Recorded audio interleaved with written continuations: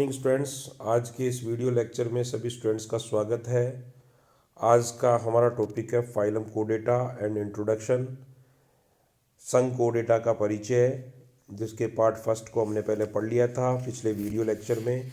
आज हम इस वीडियो लेक्चर में इसके पार्ट सेकंड को पढ़ेंगे। पिछले वीडियो लेक्चर में हमने संघ कोडेटा के इंट्रोडक्शन में हमने इसको दो उपजगतों में डिवाइड किया था। साथ ही फंडामेंटल कोऑर्डिनेट कैरेक्टर्स यानी मूल कोऑर्डिनेट लक्षणों के बारे में जानकारी प्राप्त की थी। साथ ही हमने तीन मूल कोऑर्डिनेट लक्षणों के अलावा भी जो है कोऑर्डिनेट्स के लक्षणों के बारे में चर्चा की थी। साथ ही हमने वहाँ पिछले वीडियो लेक्चर में कोऑर्डिनेट और नॉन कोऑर्डिनेट जंतुओं के बीच में पाए जाने वाले प्रमुख अंतरों के बारे में भी हमने चर्चा की थी। Main differences between coordinate and non coordinates के बारे में हमने वहाँ अध्ययन कर लिया था।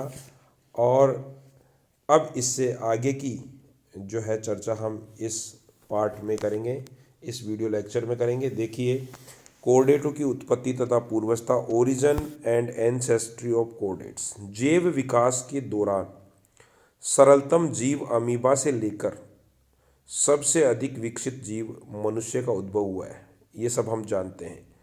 लगभग सभी जंतुओं की उत्पत्ति एवं पूर्वावस्था के प्रमाण आज हमारे पास उपलब्ध है। कोऑर्डिनेटों की उत्पत्ति किनसे एवं कैसे हुई, यह अभी तक भी ज्ञात नहीं हो सका। यह माना जाता है कि प्रथम कोऑर्डिनेट की उत्पत्ति लगभग 550 करोड़ वर्ष पहले हुई थी और कोऑर्डिनेट प्राणी के सबसे पुराने जीवाश्म पेलियोजोइक महाकल्प यानी पेलियोजोइक इरा के ओर्डोविशियन कल्प, ओर्डोविशियन पीरियड की चट्टानों में, रॉक्स में पाए गए हैं। ये जीवाश्म अलवणजलीय और अलवणजलीय मछलियों के हैं। कोऑर्डिनेटों की उत्पत्ति में एक मत्ता नहीं है। वैज्ञानिक कोऑर्डिनेटों के पूर्वजों को जीवित तथा विलुप्त नॉन कोऑर्डिनेट्स में ढूंढते हैं। इनकी उत्पत्ति के बारे में कई परिकल्पनाएं हैं, परंतु हमारे पास ऐसा कोई प्रमाणित उदाहरण, तथ्य और जीवाश्म नहीं है जिससे इनकी उत्पत्ति के बारे में सही बात ज्ञात हो सके। कोऑर्डिनेटों की उत्पत्ति निश्चित रूप से नॉन कोऑर्डिनेटों से ही हुई है, जो कि सामान्यतः मुलायम शरीर वाले थे। अतः उनके जीवाश्म डेवलप नहीं हो सके, जीवाश्म नहीं बन सके।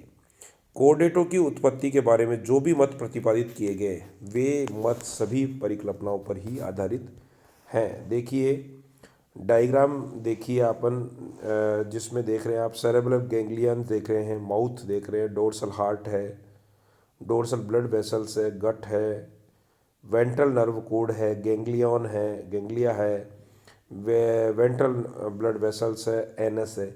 ये एक जो है कॉमन स्ट्रक्चर है कोऑर्डिनेट जंतुओं की।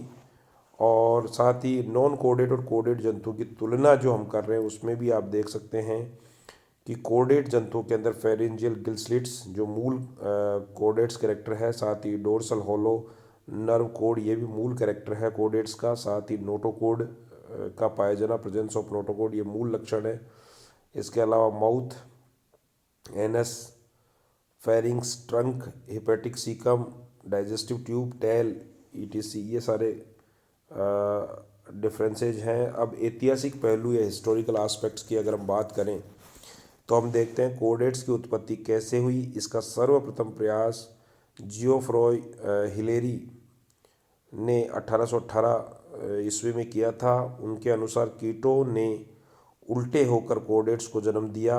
अन्य कई वैज्ञानिकों ने, जिनमें प्रमुख है डोहरन 1875, सैम्पर 1877 से 78, मिनोट 1897, पेटन 1819 1912 तक, ग्रास्केल 1896, 1898 से 1906 आदि ने भी बताया कि नॉन कोऑर्डिनेट्स ने उल्टे होकर कोऑर्डिनेट्स की उत्पत्ति की है। कोऑर्डिनेट्स की उत्पत्ति एवं उनकी पूर्वावस्था काफ़ी समय तक चर्चा का विषय रहा तथा कई मत इसके लिए प्रतिपादित किए गए, जिनमें से निम्न मत प्रमुख हैं। देखिए, इससे पहले मतों को पढ़ने से पहले एक चित्र दिया हुआ है जिसमें एनेलिड परिकल्पना का प्रदर्शन है। यदि एनेलिड को उल्टा कर दिया जावे तो इसकी संरचना सामान्यतः कशेरुक प्राणियों के सदृश या समान दिखाई देती है, जिसमें आप देखिए माउथ है, ब्रेन है, स्ट्रोमोडियम है, एनेलीड प्राणी की संरचना का परिकल्पना का प्रदर्शन, वर्टिब्रेट, प्रोक्टोडियम, एनएस। इसमें सबसे पहली परिकल्पना के बारे में बात करें तो सिलेंटेड परिकल्पना है। देखिए ये परिकल्पना मास्टरमैन 1897 के द्वारा दी गई और उन्होंने ये बताया कि द्विपार्श्वी तथा त्रिजनस्तरीय कोऑर्डिनेट्स की उत्पत्ति जो है वो अरीय सममित यानी रेडियल सिमेट्री तथा द्विजनस्तरीय डिप्लोब्लास्टिक सिलेंट्रेट प्राणियों से हुई है। नेमर्टीन परिकल्पना अगली परिकल्पना है, नेमर्टीन हाइपोथेसिस। देखिए नेमर्टीन हाइपोथेसिस के अंदर हुबेरचट नामक वैज्ञानिक ने 1887 में ये परिकल्पना प्रस्तावित की और उन्होंने इस परिकल्पना में नेमर्टीन ने ऐसा माना कि प्रोबोसिस कोऑर्डिनेट्स के पृष्ठ रज्जु के समान होता है। शुंड जो संरचना है वो कोऑर्डिनेट्स के पृष्ठ रज्जु या नोटोकॉर्ड के समान है तथा पार्श्वीय रुधिर वाहिनियों का पृष्ठ एवं अधर भाग की ओर खिसकना नेमर्टीन ने बताया कि कोऑर्डिनेट्स उत्पत्ति के कारण ऐसा हुआ है। अगला तीसरी परिकल्पना है एनेलिड परिकल्पना, एनेलिड हाइपोथेसिस, जो सैम्पर नामक वैज्ञानिक ने 1875-76, साथ ही डोहर्न 1875 और मिनोट 1897 एवं कई अन्य वैज्ञानिकों ने मिलकर ये बताया कि कोऑर्डिनेटों के पूर्वज निश्चित रूप से एनेलिड होने चाहिए। एनेलिडा एवं कोऑर्डिनेट्स में बहुत सारी समानताएं देखने को मिलती है, जिनमें द्विपार्श्वीय एवं खंडयुक्त शरीर, खंडीय उत्सर्जी अंग, विकसित देह गुहा, बंद रुधिर परिसंचरण तंत्र आदि। यदि किसी एनेलिड को अगर हम पलट कर रख दें तो इसकी संरचना कोऑर्डिनेट्स के समान दिखाई देगी, जैसा कि चित्र में देख रहे हैं। इकाइनोडर्मेटा, ओरिकुलेरिया इसमें लार्वा, हेमिकोर्डेटा, उसके बाद टोर्नेरिया लार्वा, उसके बाद प्रोटोकोर्डेटा, फिर टेडपोल लार्वा उसका, और फिर स्थायी रूप से स्वतंत्र जीवी कोऑर्डिनेट लार्वा। ऐसा जो है एक डेवलपमेंट जो होने की दिख रही है स्थितियाँ वो देख रहे हैं आप। इकांडरमेटा से ओरिकुलेरिया लार्वा का डेवलपमेंट, फिर ओरिकुलेरिया लार्वा से हेमिकोडेट्स का डेवलपमेंट, हेमिकोडेटा से टोर्नेरिया लार्वा, टोर्नेरिया से प्रोटोकोडेट्स, फिर टेडपोल लार्वा और फिर स्थायी स्वतंत्र जीवी कोऑर्डिनेट प्राणी। डायग्राम भी देखें तो इसमें आप देखें माहूत है, पेपिली है, endostyle, heart, Gill opening, atrial opening, anus, dorsal nerve code और नोटोकोड और इंटेस्टाइन स्पष्ट रूप से हमारे को दिखाई दे रहा है। इकाइनोड्रम से प्रोटोकोडेट्स की उत्पत्ति का चित्रण भी आपके सामने है, जिसमें आप देख रहे हैं कि ऊपर ही ऊपर लॉन्जिट्यूजनल बैंड है, माउथ है, एबोरल बैंड है और एनस है नीचे की ओर। अब देखिए इसके आगे एंडोडर्म डेवलप हो रही है, गोनेड्स है, नर्व कोड है, एनएस नीचे की ओर, एंडोड्रम डेवलप हो चुकी है, फिर देखिए नर्व कोड है, एनएस है। बी डायग्राम देखिए आप, वही सीरी, माउथ, गिल स्लिट्स हैं, गिल दरारें हैं, dorsal nerve cord, liver, intestine, atrial opening, anus और नोटोकोड दिख रहा है। सी में देखिए कोऑर्डिनेट्स उत्पत्ति की न्यूटिनस लार्वा परिकल्पना को दर्शाता हुआ डायग्राम हम देख रहे हैं।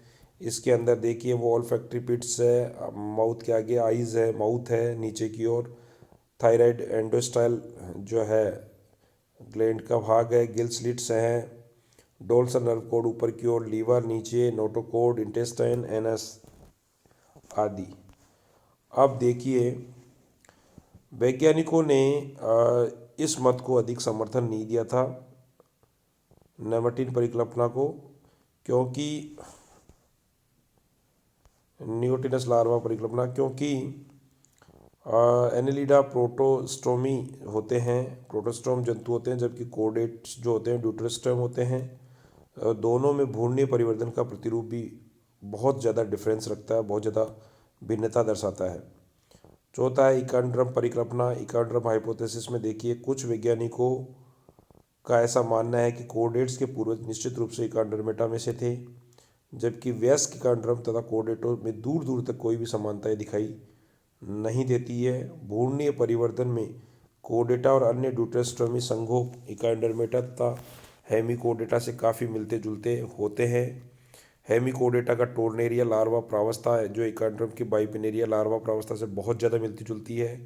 साथ ही हेमिकोर्डेटा के टोर्नेरिया लार्वा एवं इकांड्रमेटा के लार्वा में इतनी समानताएं पाई जाती हैं कि मूलर 1850 ने टोर्नेरिया लार्वा को इकांडरमेटा का लार्वा समझा था।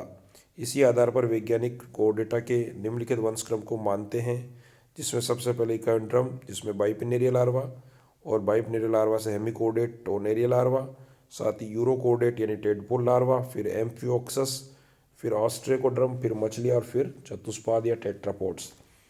नियोटिनस लार्वा परिकल्पना देखिए। नियोटिनस लार्वा हाइपोथेसिस में देखिए, ग्रास्टेंग नामक वैज्ञानिक ने 1894 ऐसे वैज्ञानिक थे, सर्वप्रथम ऐसे वैज्ञानिक थे जिन्होंने कोडेट्स के पूर्वज की खोज नॉन कोडेट्स के लार्वाओं में की। एन जे बेरिल 1955 ने अपनी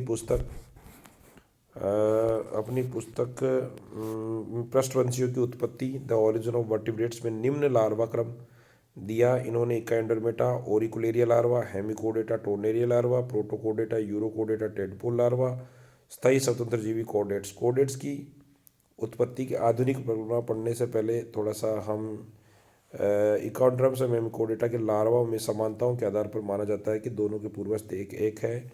इनके लार्वाओं में अगर हम समानता देखें